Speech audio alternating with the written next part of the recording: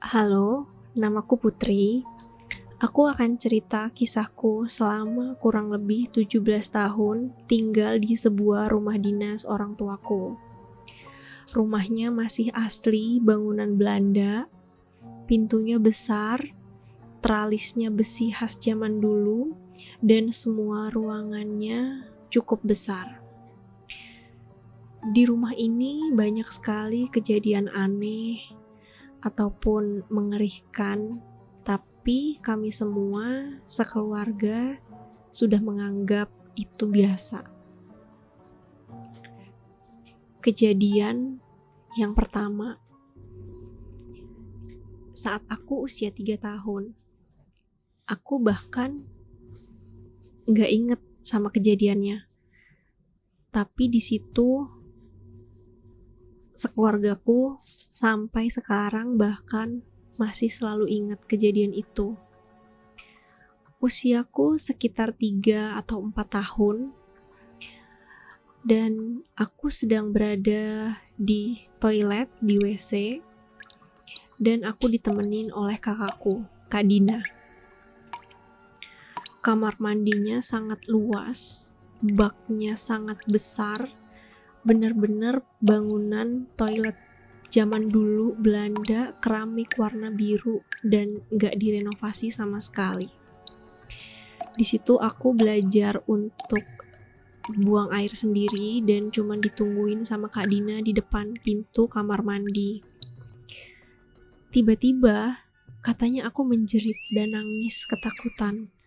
Sampai kakak aku tiba-tiba masuk karena dia kira aku jatuh. Pas dia masuk aku lagi nangis sekuat-kuatnya dan ketakutan. Pas ditanya, katanya aku menjawab, ada kepala.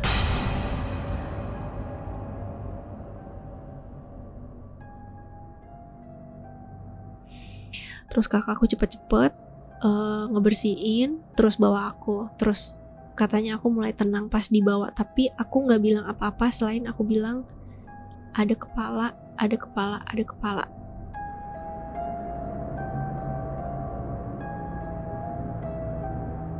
Terus di rumahku itu pernah ada kejadian tengah malam, di kamar mandi itu ada orang mandi dengan air yang pure, benar-benar suara orang mandi.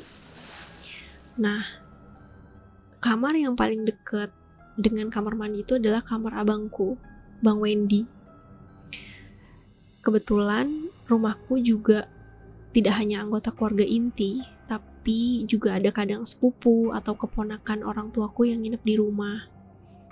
Dan abangku suka nginep bareng-bareng tuh sama sepupu atau keponakan-keponakan yang laki-laki semua.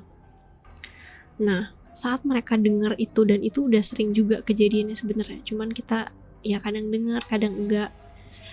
Nah, pada saat abangku dan sepupu-sepupuku itu dengar, mereka memberanikan diri untuk cepat-cepat lari ke kamar mandi untuk tahu siapa nih yang lagi mandi.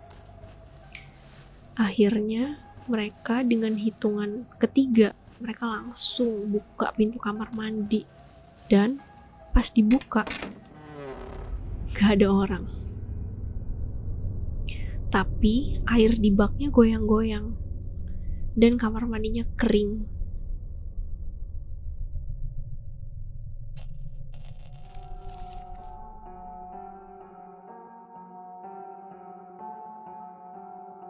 Gak cuman itu,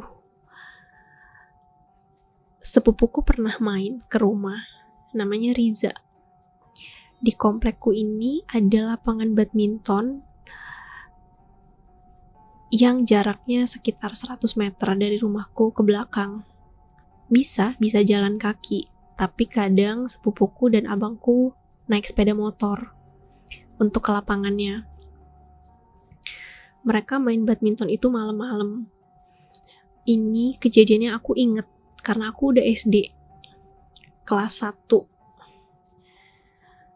Nah, pada saat mereka main itu, aku dan ibu lagi nonton TV, sama kakakku juga nonton TV di rumah, dan mereka main badminton.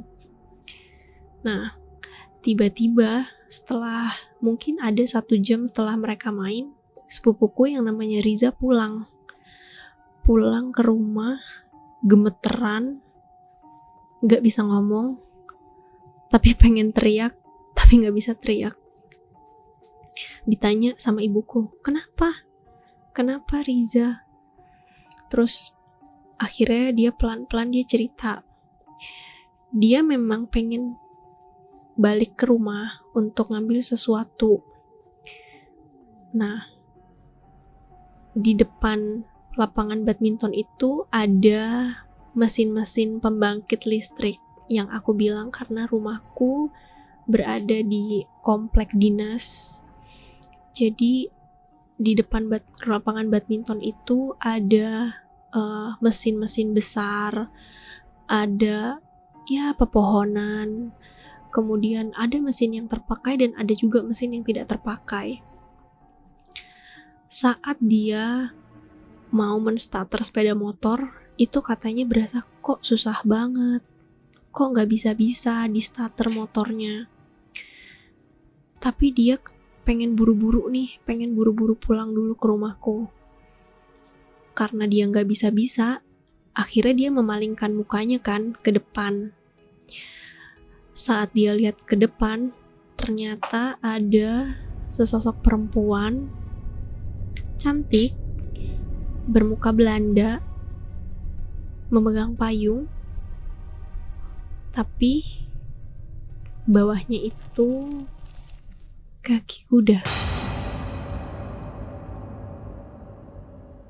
Antara ingin kabur, tapi dia juga bingung. Akhirnya dia bisa menstarter sepeda motornya dan langsung ngebut pulang ke rumah. Masih banyak lagi ceritaku di rumah dinas orang tuaku yang kata orang menyeramkan, tapi bagi kami itu sudah biasa.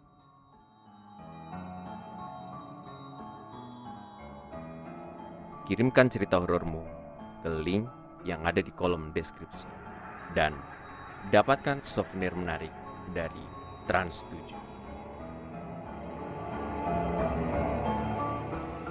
Jangan lupa like dan subscribe supaya kamu tidak ketinggalan cerita horor selanjutnya.